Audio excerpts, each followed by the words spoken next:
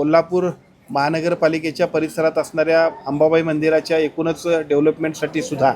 सन्माननीय कलेक्टर महोदयांनी त्यांच्या माध्यमातून त्यांच्या सर्व नियोजनातनं कोल्हापूरचे आयुक्त, कलेक्टर आणि देवस्थान समितीचे सन्माननीय सदस्य यांच्या उपस्थितीमध्ये कोल्हापूरच्या अंबाबाई विकास आराखड्याबरोबरच तिथल्या एकूण नियोजनाची सुद्धा बैठक आणि त्याचं नियोजन लावण्याबद्दलच्या सुद्धा सूचना दिल्या।